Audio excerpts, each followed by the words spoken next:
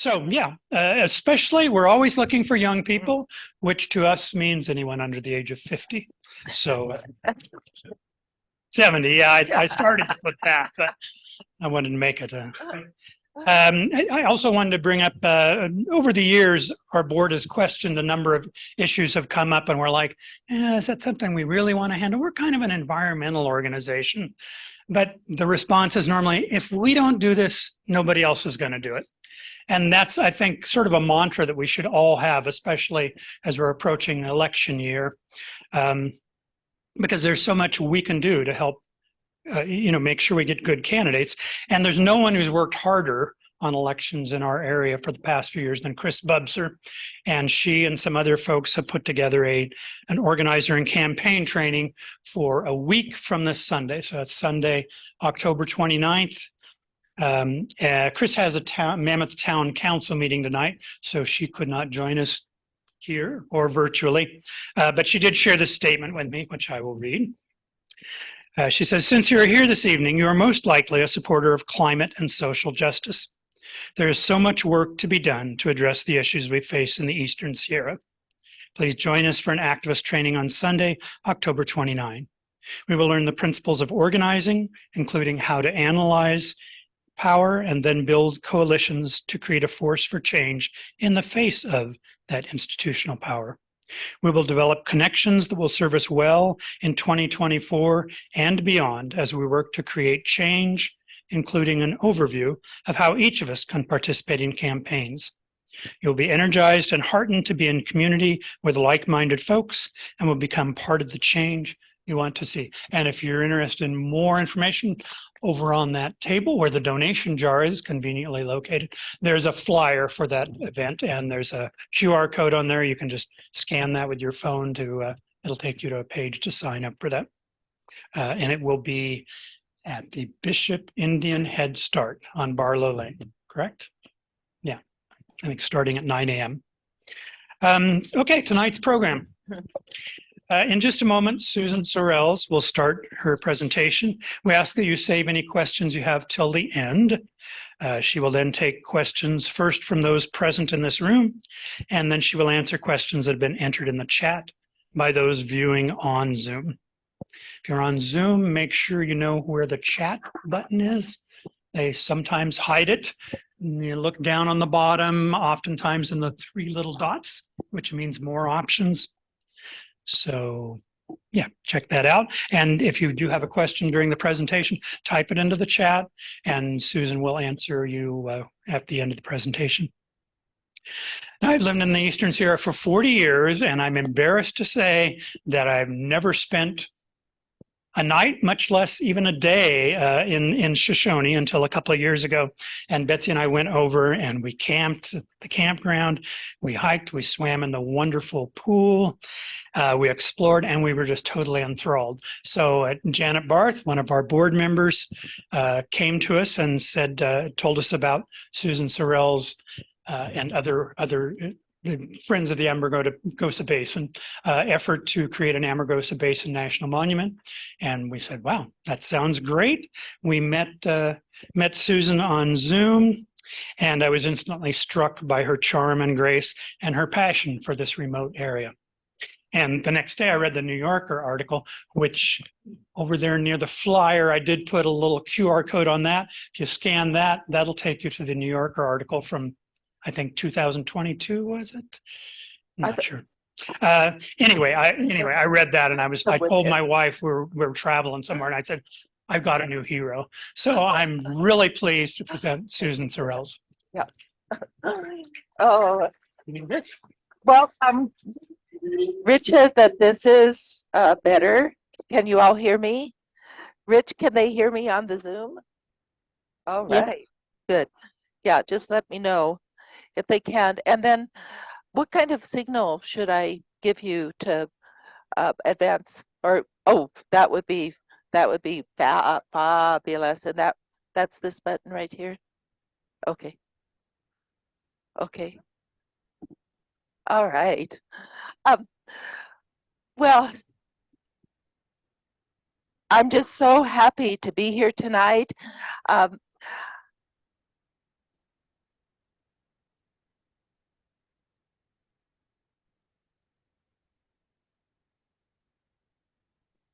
All right. All right. Yeah, I'm fourth generation in Shoshone. Um, my great grandfather came there at the turn of the century, and my grandfather was a state senator. So those of you that have enjoyed Charles Brown Auditorium, that was named after my grandfather. And my father was a supervisor. So I spent as much time of my childhood in the Owens Valley as I did in Shoshone and Dakota. So any excuse will do. I will come over here for a luncheon just to enjoy the beautiful Sierras, and then of course the people are really, really special. Um, but how many of you have been to the Amargosa? Oh, great. Oh, wonderful. Well, it's a really, really special area, and as so much of our beautiful lands, it's also under threat.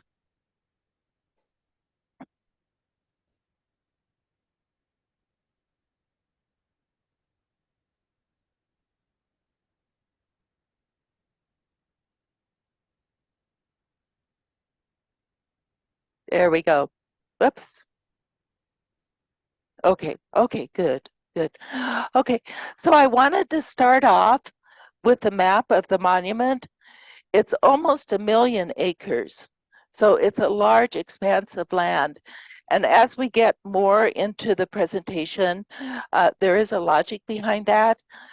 But there's a couple of things that now that the map is up, I wanted to point out.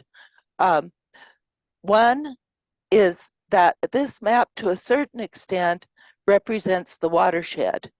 And that is very, very important in the Amargosa because the Amargosa is such a special place. For one reason, it's the desert, but a river runs through it. And so there is a series of these beautiful oases where the river pops up and creates this endemic oasis island of plants and animals that are found nowhere else in the world. So protecting the watershed is really, really important. And that's an issue now because the monument is only in California, but there's some really huge threats in across the Nevada line that threaten the watershed. The other thing I wanted to point out is that a monument does not affect private lands or uh, uh, Native American trust lands. And there is the Tempeshaw Shoshone have 2,000 acres up in close to Death Valley Junction. There's some private property up there, private property in Shoshone, Tacopa, China Ranch, and then there's huge areas of private property in Chicago Valley or Charleston View and Sandy Valley. But for the most part, all of these lands are already national conservation lands and protected. 95% of the lands in the Amargosa are already protected. So there really wouldn't be a land status change because they're already national conservation lands, but a monument would allow for holistic management, which is really, really important. And then the other thing I wanted to point out is, and as we get closer, more into the talk, the beauty of the Amargosa is not just the beauty of the land. It's these iconic communities that are interspersed among this beautiful, beautiful land. So a monument, a National Conservation Lands monument, not only protects the land, it protects the people, and it also empowers the tribal nations.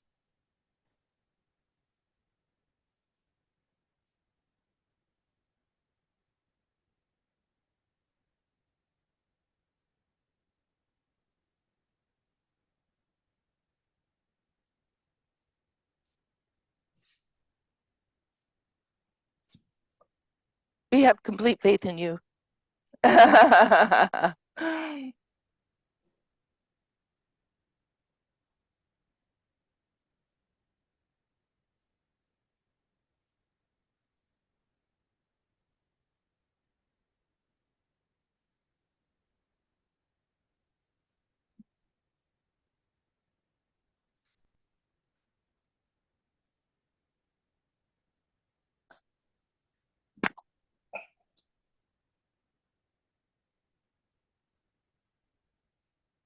Yeah, here's the legend. Um, of course, this is the monument. Shoshone is right here, and you can barely see it. The gray is private lands. This is Chicago Valley. This is the road to Pahrump.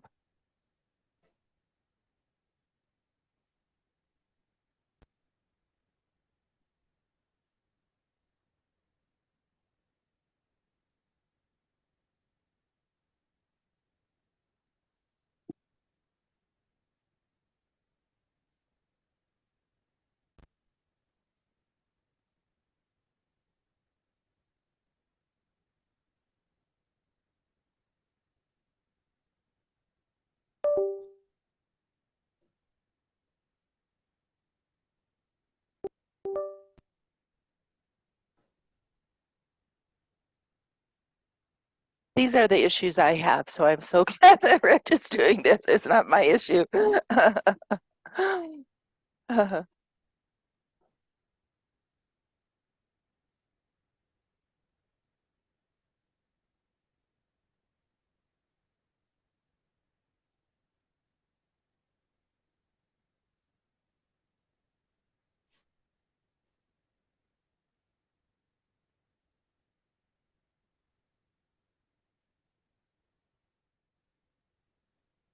Sure, of course. Um, with Bears Ears, um, there were co-management agreements that were part of the proclamation of the monument. And then with Aviquame, that's gotten a lot more powerful. And now with Baj Navajo, it's even considering not only having tribes as part of the co-management, but also reimbursing them for their work, and then also giving them trust lands. So it's a really dynamic scenario. Um, in a lot of the monuments, the minerals have been withdrawn. So it's really, even with the tribes, with anyone, the minerals are that the claims that are already there still have status, and that would be for anyone. But as far as new claims go, often monuments do withdraw the mineral rights. All right, okay. So, and Excuse me, when we submit questions from this room, you should do it with this microphone in your hand so the people in Zoom land can hear the question. so I just wanted to circle back to the legislative basis of monuments. In 1906, monuments were declared with the Antiquities Act, and that's what most people refer to. But it was very much restricted.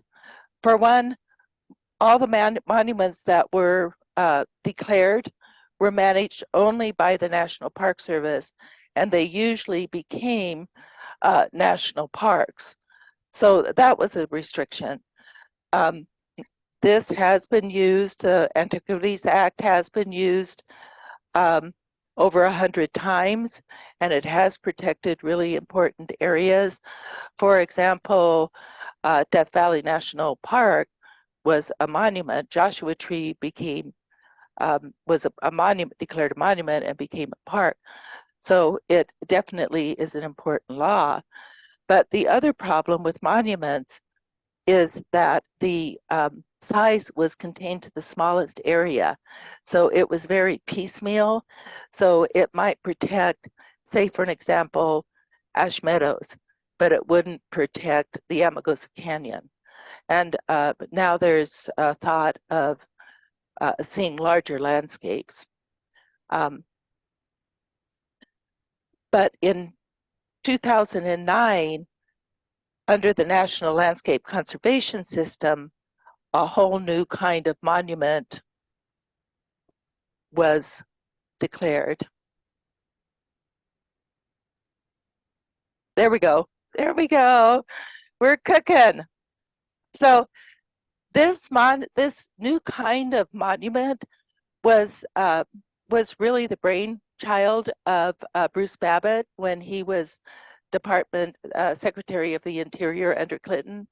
And he felt that he and many, many, many others felt that BLM was restricted in its land management because most of what they managed was extractive, such as mining, grazing, other things that really monetized the land, but really didn't protect it for the general public. So that was a concern of his. And the BLM created this national conservation land that included monuments. It was so successful and so embraced that in 2009, under the Omnibus Public Lands Management Act, it became law.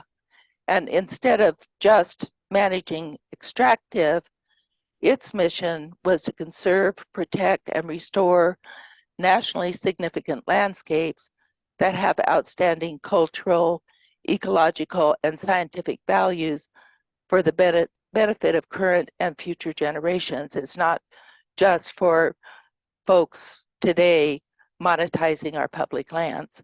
And there are 10 different federal conservation designations. The one that we're the most interested in is monuments.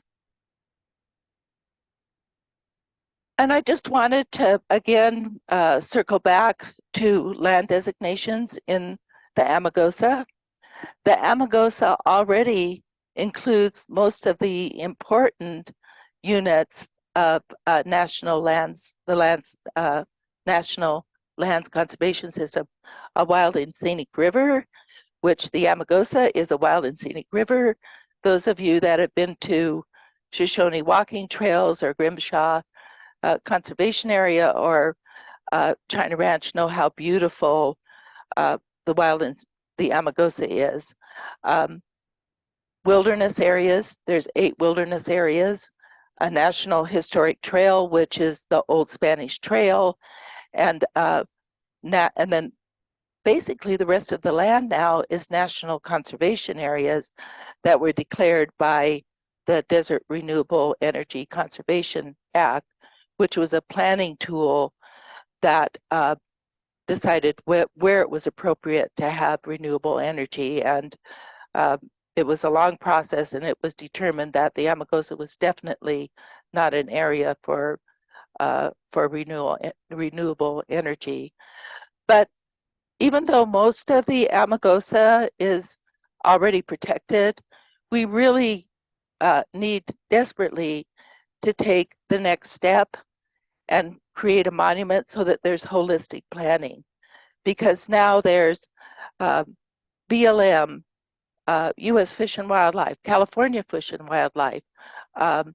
There's many different kinds of agencies that manage the land, and they don't talk to each other, and it's really piecemeal. So a lot gets neglected and a lot falls through the cracks, and a lot of damage is done.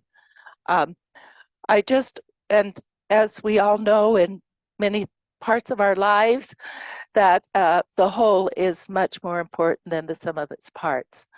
So as a whole, the Amargosa is often called the crown jewel of the Mojave Desert. But again, just to reinforce, monument status has no jurisdiction over tribal lands or private property. And then also monument status with holistic management would look at connectivity throughout the monument.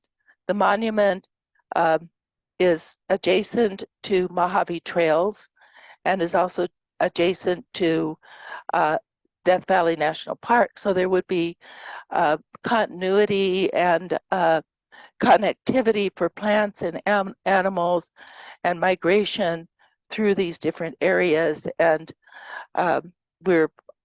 many people are beginning to realize that ecology and protecting this earth of ours is more effective when we look at ecosystems and not just specific piecemeal spots. So the Amargosa Basin National Monument campaign, its goal is to protect the land, of course, but its goal is also to protect its people. And that's a huge difference from the Antiquities Act of 1906. It's a shift in BLM land management from specifically extractive, which basically is monetizing the public land, to, in addition to protective and restorative. Another thing that is really important, and I know many of you in Owens Valley are concerned about this, is that it gives consideration to cultural landscapes. For example, here ranching. In our area, historically, mining has been an economic driver.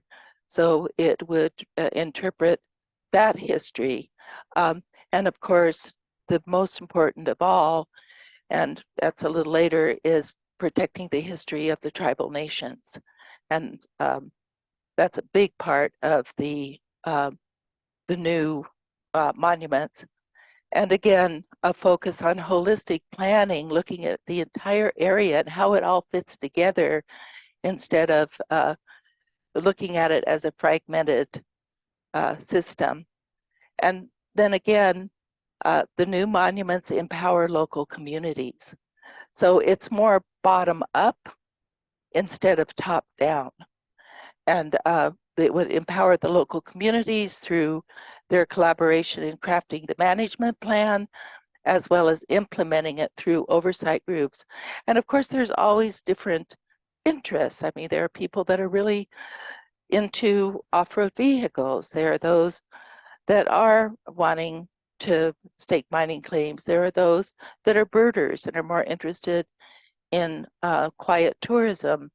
But through empowering the local communities, it's a community decision, not a decision in a field office or moneyed people that can influence the outcome, but truly from the tribes and from the communities. So why is a monument needed in the Amargosa if it's such a huge area that's protected by wilderness and national trails and these other national conservation lands? Well, as we saw from the first slide of the area of the monument, there is a huge threat of unsustainable water use. Pahrump, as we saw on the map, is 25 miles from us. There are 50,000 people there. It's pushing up to, every year it increases. It's pushing up to 55 this last year. It's becoming a bedroom community at Vegas. Vegas recreates in our area in the Amargosa. It's 2.5 million. It's pushing up against 3 million. And then there's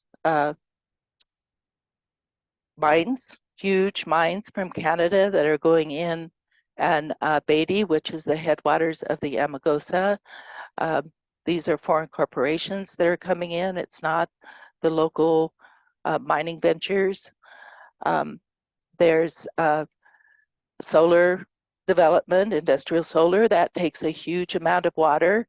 the industrial solar is planned. The BLM is considering 20,000 acres of solar developments, right, butting against Pahrump. It takes a huge amount of water to install those.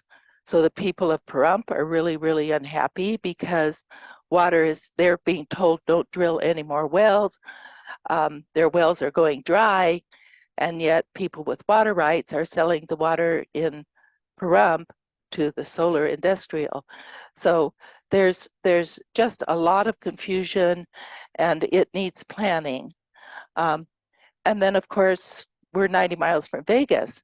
So we have these venture capitalists that are now thinking that it might be great to sell 20 acres for a huge amount of money to create an eco-village right in the middle of two wildernesses. So this sign just popped up between Shoshone and Pahrump. So there's a lot of cockamamie schemes, but unfortunately they're cockamamie schemes with people that have a lot of financing. Another is a space camp where people with a spaceport just outside of Vegas that's next to Pahrump.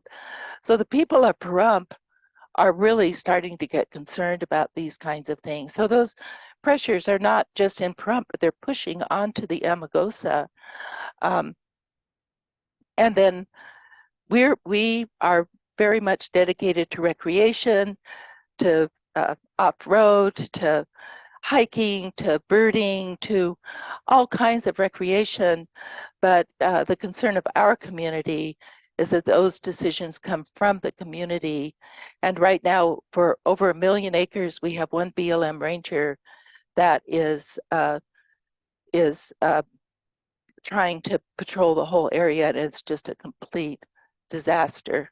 And all of these different threats create loss of wildlife connectivity and habitat fragmentation, which many scientists are thinking that the Amargosa is going to be the tip of the spear for climate change. And I think you're even seeing this over here with the Joshua trees, that it's really important to have that connectivity, and that different animals and plants like bighorn can move from a sky island into the footlands, into the desert, and they do move. Pronghorn are in our area, mountain lions, they move tremendous amounts of area. But there's hope. And someone asked me about snow in Death Valley. This photo was taken just outside of Tacopa after a snowstorm. So the snow doesn't stick in Shoshone and Tacopa and the Amargosa, but it certainly creates a beautiful mantle on the mountains surrounding us. And so there's huge opportunities of different kinds of land management that are offered by monuments. And we find those really, really exciting. Again, a shift from extractive that is really driven by, unfortunately at this point, often it's foreign corporations that are very moneyed, and it isn't a part of the community solution decision making. Of course, we do have the different BLM processes, but if through monument, there would be much more local control, and then it would also include tribal nations and interested people. We have a small amount of people that live in our area, but we have a lot of people that call it their home. We just started this campaign about, was it 2020? But we already have over 500 friends that are really concerned about the Amargosa. And then again, it's just so important to have holistic management that considers huge landscapes, and the National Monument is very dedicated, the campaign, to be a vehicle to protect the environment, but also to be a voice of the people, all the people. And then because there would be more local control and local decision making, there are issues in the Pahrump area about environmental justice, and hopefully the kinds of decisions that would be made would consider environmental justice. And then it creates huge economic sustainability for the communities. I know Lone Pine has really felt the effects of Death Valley being closed. We certainly have. So monuments, parks, just create a huge economy. And my saying is, we operate the town of Shoshone, is ecotourism is such a win-win because we protect the land and the land protects us. So my history is I was a founding member of the Amargosa Conservancy. I was the president for 10 years, and we did a lot of good work, and they're continuing to do a lot of good work. But it seems like we're just constantly putting out fires. And there was a group that really felt to protect the Amargosa for the 6th generation, there had to be a land status change. So some of us continued to support the Amargosa Conservancy. They do great work. I had a conference call with them this morning, but a group of us felt that we need to be laser focused to create this land status change because time's running out. So the first thing we did, a group of scholars, including myself, created this Amargosa Basin National Monument prospectus, which lists all the important features of the Amargosa. Like it's one of the few places in the world where there's still intact ecosystems. There's more endemics in the Amargosa than anywhere else in the world. So and that's because of these little isolated springs. But we wanted to show that to the public, that this is not an emotional decision. This is objective, this is scientific, and this document can be seen on Friends of the Amargosa Basin website. So in 2020, Friends of the Amargosa Basin, we didn't realize what the acronym is, but we're very happy with it because we think we're fabulous. Was formed. Our headquarters is in Shoshone at the little greenhouse that's next to the museum. It's staffed, so we welcome all of you if you're in the area to come in and meet our staff. And as I said, I had a conference call this morning with Mason with the Amargosa Conservancy, and you know, there's just so many fires to put out. We still work with them on, like now Rover Minerals has staked lithium claims. It started with about 2,000, now they've expanded to 2,400 right next to the Ash Meadow Preserve. So, but we're still laser focused on the status change.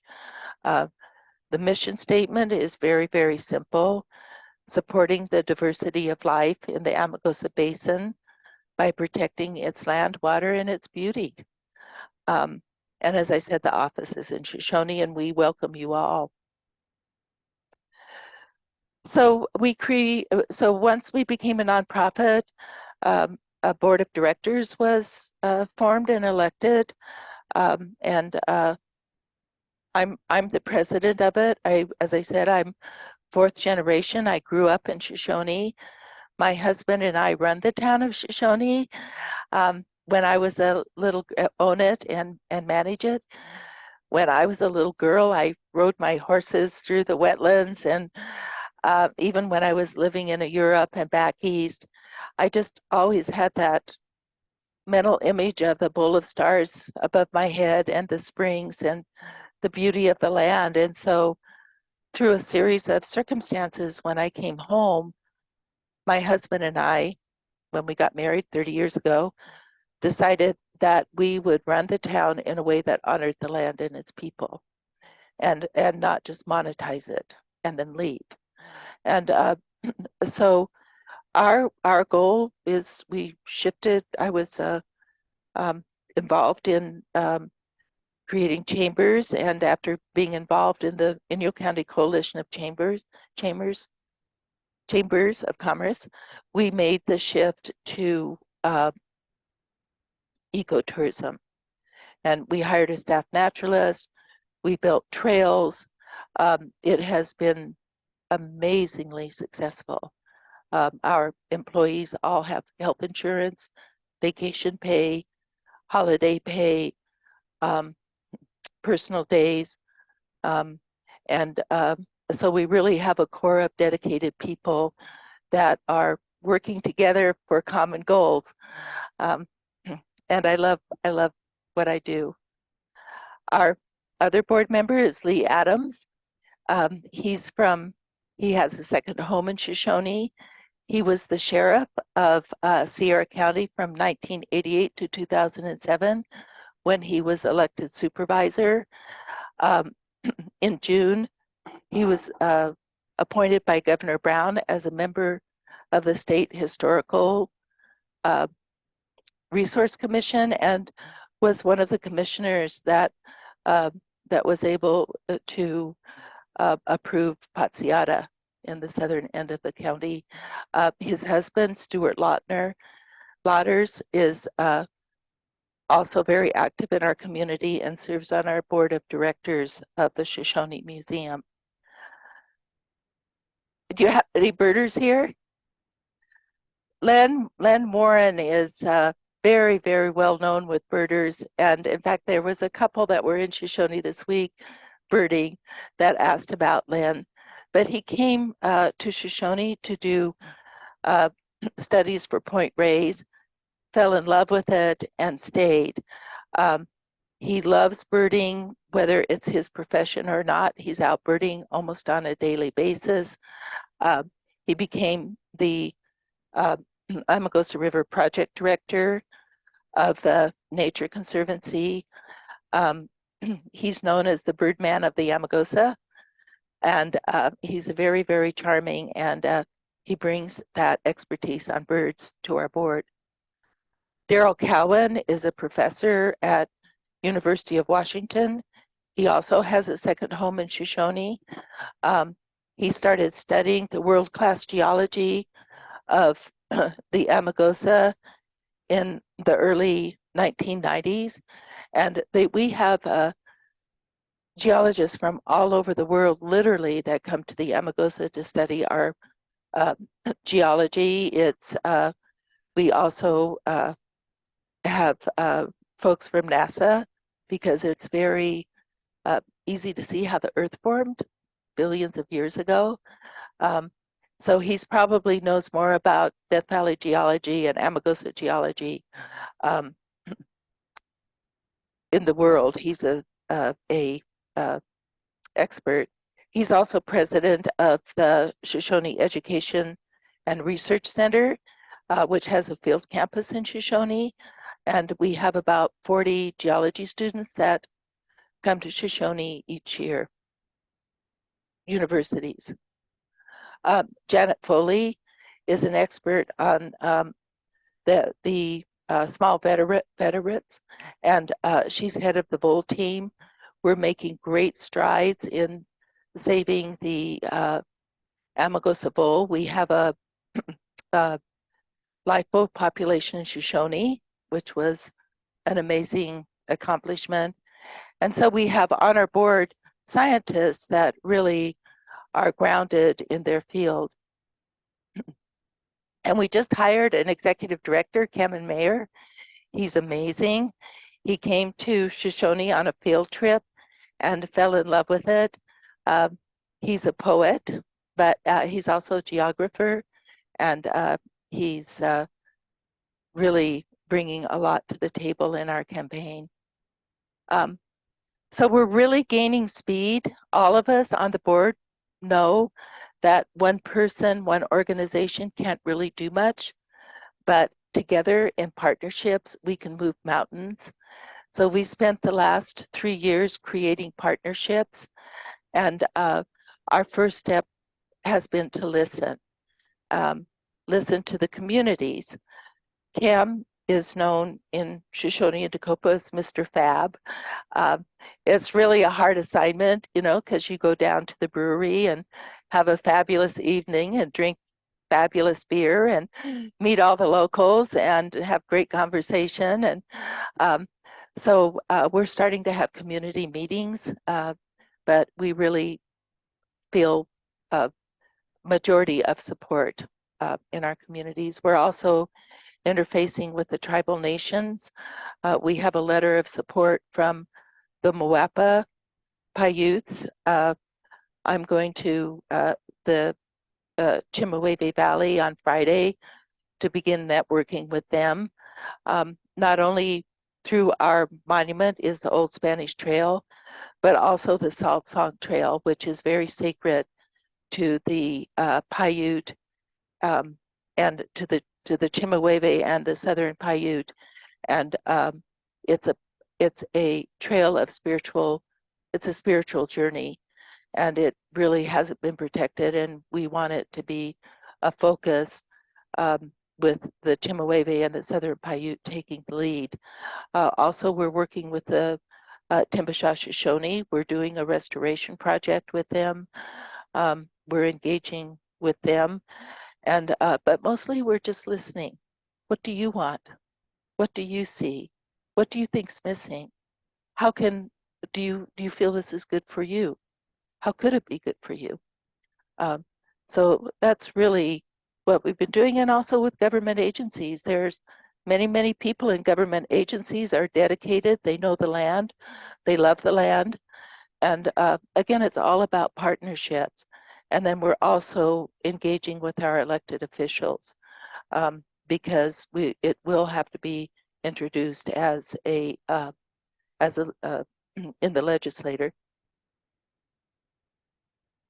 And the second step is creating partnerships, creating a campaign, continuing to build coalitions. We're having coalition meetings once a month. We're so thrilled that JB has agreed to be a part of that, so we can hear the voice of Owens Valley, because you're important to us. You're a big part of our community. We're working to prepare campaign materials once we have a strong partnership.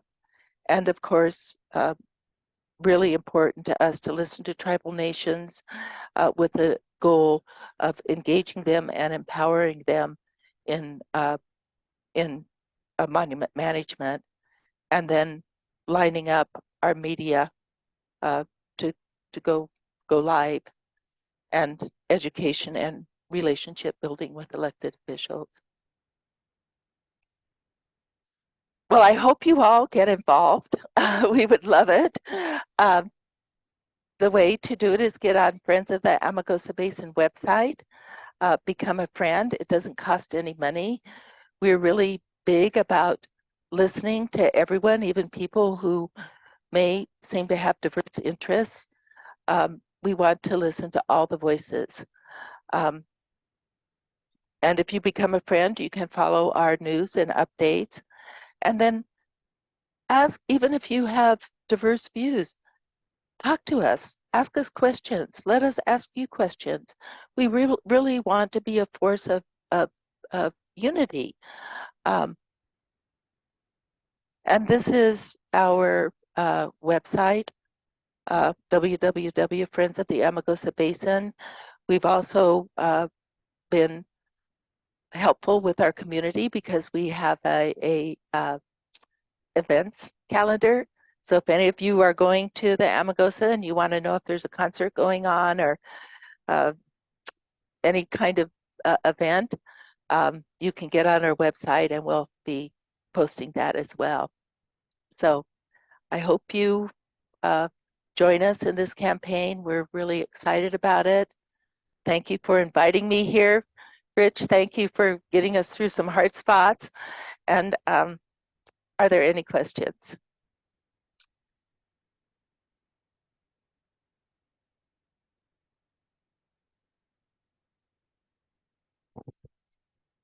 Microphone next to the question.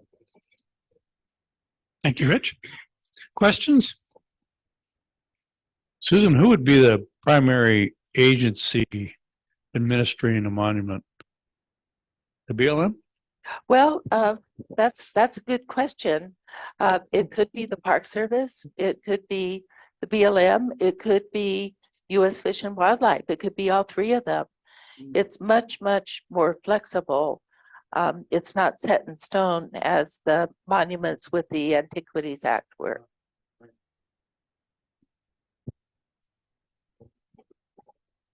Obviously, you've been doing a lot of outreach all over the place. How maybe you can give us a better idea of what you've done so far with our leaders in Washington and what kind of success you're having?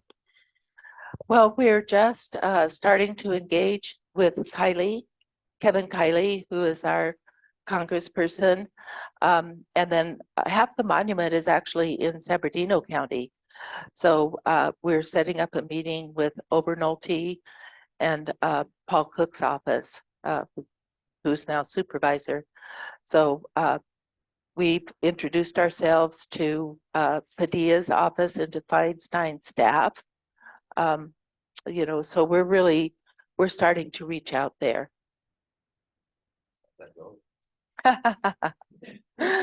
It's challenging, but like I like to say, nothing is impossible with a group of people and dedication.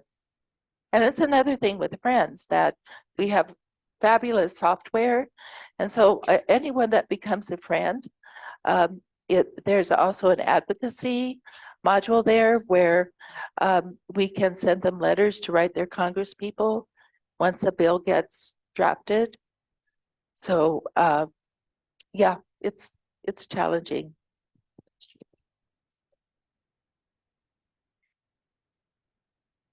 Susan, what are your sources of income to keep the friends going? Is it just donations or what is it? Yeah. So Donations, we've probably gotten $60,000 or $70,000 worth of grants. We got a huge donation of about altogether it will be $85,000 from Rivian, the car company. We have gotten over the first year, we got over $170,000 worth of donations. So it resonates with people. And the problem is time's running out. Time's running out. So I think a lot of us are feeling the urgency.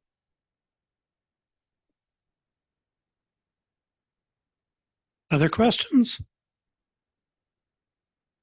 Okay, I think Rich is going to open it up to the chat now.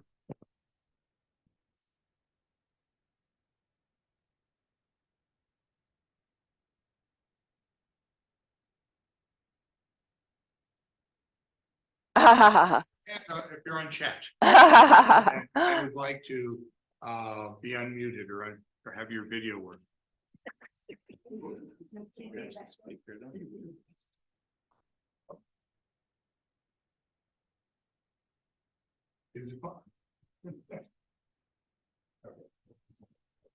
Or here, you can read this yourself.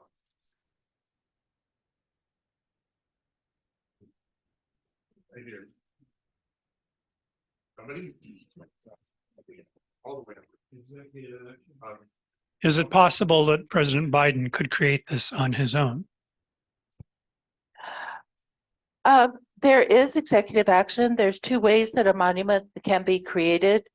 One is through legislative and the other is through executive action.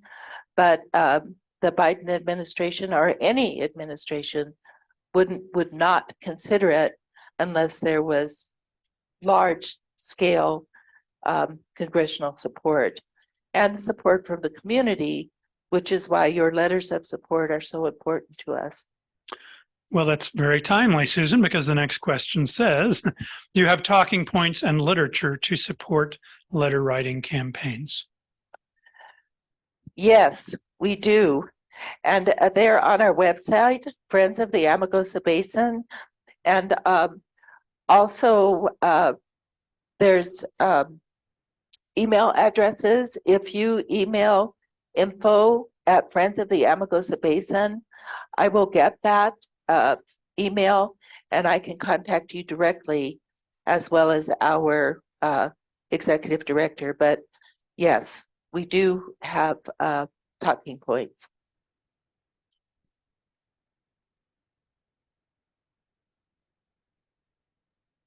It looks like that's it for our questions from the Zoomers.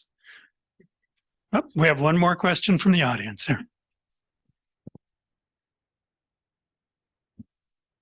Susan, are any of the national conservation groups starting to get involved in the campaign? Yes, yeah, the Cal Wild.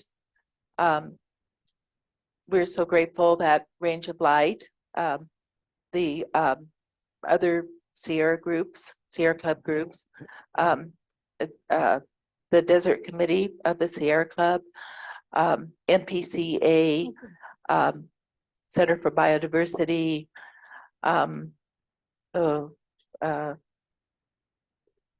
TWS, CLF, Conservation Lands Foundation. So they're all being extremely supportive, but it's really important to us, and we appreciate their support. But we really want to be of the people as well, and the tribes, who are a big part of our community.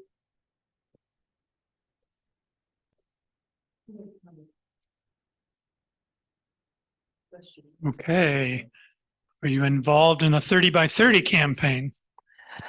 Yes, we are, and we're designated as a 30 by 30 area for protection. So that's a really, really important initiative. We also are interfacing with Wade Crowfoot with Natural Resource Commission in California, and that's huge with his office.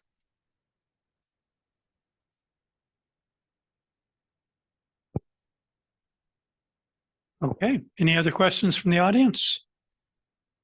Thank you all so very Thank much. you. And thanks for getting through the technical challenges. We had a pro, and I just love being over here. If you're ever in the area, both Lynn and JB have my contact information. So contact me directly. And thanks again, everyone. I appreciate it.